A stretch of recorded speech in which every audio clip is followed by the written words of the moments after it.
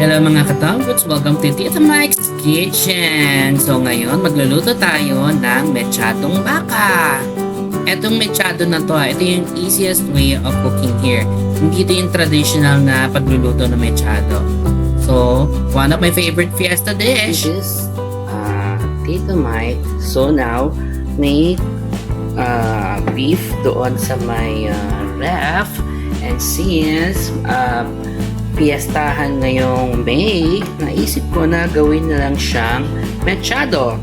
Sa mga naniniwala ako, ano daw ba difference ng mechado sa kaldereta? Well, according to others, which is naniniwala naman ako, for sure may difference yan, no? Kaldereta may cream component, basta yung mga dairy components, while this one, mechado, wala siyang mga dairy components like cheese and everything, mga gata-gata, gano'n na. So, ang gagawin natin, lagyan natin siya, i-marinate natin siya overnight first with soya sauce. Yes. And then, itong Worcestershire. Yan, lagyan natin siyang ganyan. And then, lagyan natin yung pangalan niya, calamansi. And then, we put pamintang durog. And then, we put konting asin for balance.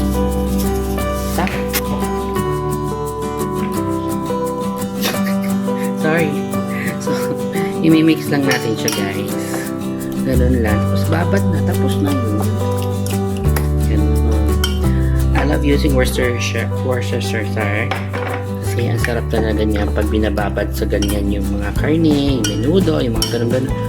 So, mix lang natin siya. Then, chill natin sa ref. Pwede nyo ilagay sa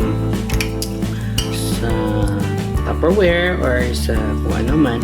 Pero ito pwede natin cover ng cling wrap and as is na yan. That's it. See you tomorrow. Okay, so ngayon, lulutuin na natin yung minarinate at kahapon. Ito na siya. So, ang gagawin lang natin is gagawa tayo. Ka-crush lang muna natin siya. Dali lang to. Ganun lang. Diba makita niya medyo malalaki yung kipak niya. So, later you will see na laki. Ayan.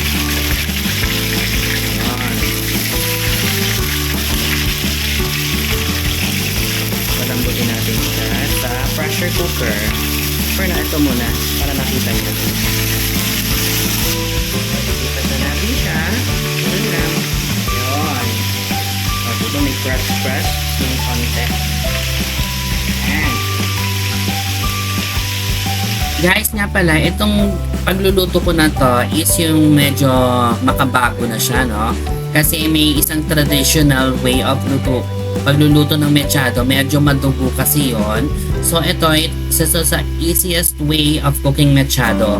Soon, gagawa tayo ng traditional way of cooking mechado.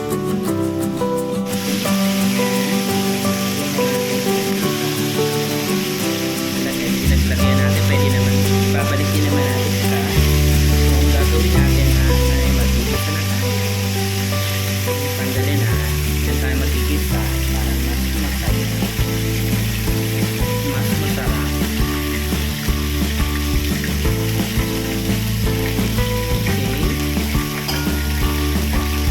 Okay.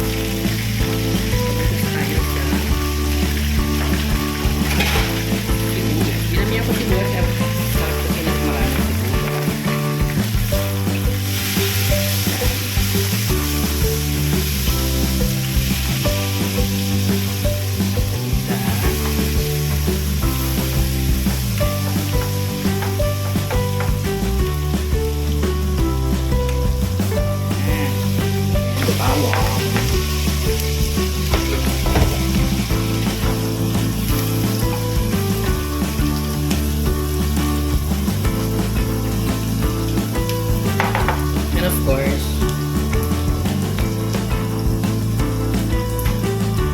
etong tomatoes, inano ko, pinanyan ko para pantay-pantay yung alright.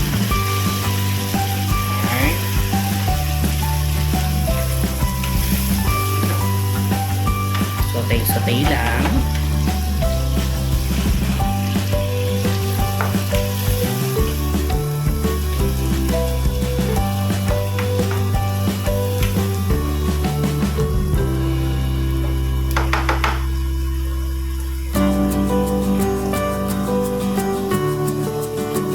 Then, ibabalik na natin to with the marinade. Ayan. Ganun lang.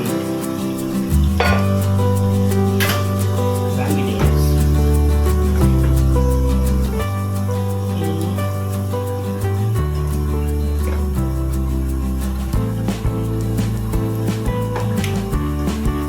Ay, sorry.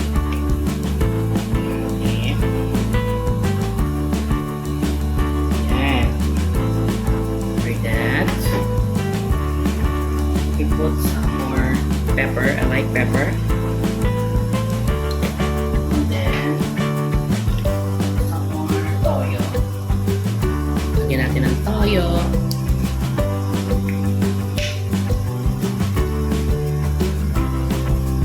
And of course, we put 2 cups of water. 1.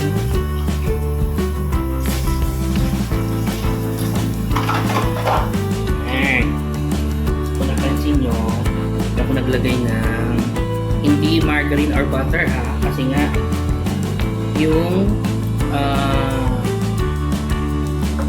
mechado talaga is non-dairy based yung mga ingredients niya. So papakuluan lang na, itatransfer na natin ito maya-maya konti sa pressure cooker. Okay, so na-transfer na natin, lagyan natin ng laurel and of course tomato paste. Konti lang ha, kasi baka masyadong umasing. Ito na ginagamit ko. So, masarap na yan. So, mix. Mix natin siya. Papakuluan natin to for 25 to 30 minutes. So, okay mag-alala.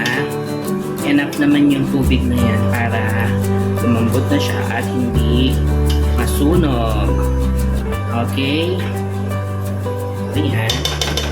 Tapos, we put some patis. Mantila. Ganun lang. Okay na yun. So, ayan. Kaya ko na may pressure cooker. Siyempre, mahal ng gasol ngayon. Kasi kung i-slow cook nyo siya, pwede naman din.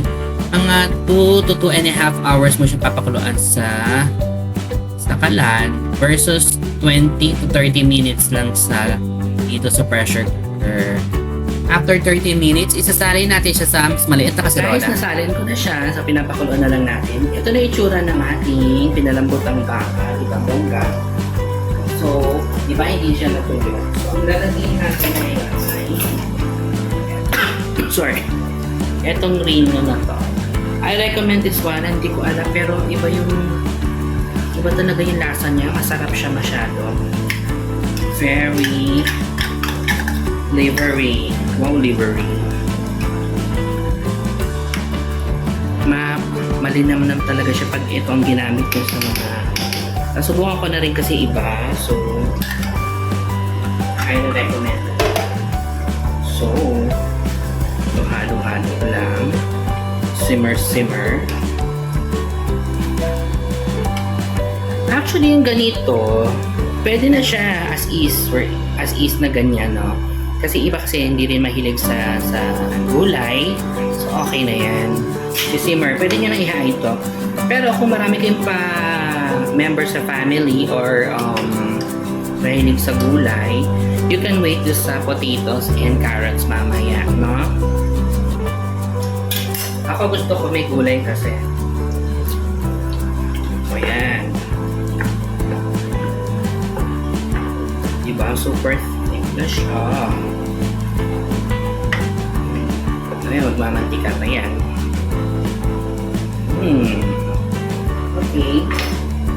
then we can put na yung iba pinipirito pa to, pwede naman din para hindi maano, lalo na pag fiesta. Since pambahay lang naman to, hindi ko na siya pinirito. Palambutin lang natin siya. That's it. Parmigiano. Konti na lang yan. Tapan. Almost na. So, lagyan natin ng konting sugar. Konti lang siguro kalahati lang yan. Put natin bell pepper. And then, veggie. And of course, natin konting patis. Okay. Tapos, hintayin na lang natin siya mag-reduce pa. And then, ready to go na siya to serve sa ating lalagyan. Tubuan. Okay. Konti pa siguro mga another 1 minute. Ipi-plate na natin siya. Kakain na kami. Actually, itong baka na to, nasa half kilo lang to. Pero, tanghalian at hapunan namin kinain to. Bali, technically 4 servings ang kaya nito. Kaya lang kasi, sarap kasi talaga. Kaya, konti din natira ng gabi. So, ayun. Try nyo. Ang sarap pala nun. Pero tatry ko rin talaga yung traditional na mechado. Ang sarap kasi magluto ng mga lola ko before. So, I miss this. Feeling ko hindi ko sila natalo dito. Pero masarap na to. Ang mechado. Grabe. Natikman ko na yung sauce. Sobrang sarap. Kahit walang mga keso, margarine, etc. Ito lang. Happy Fiesta!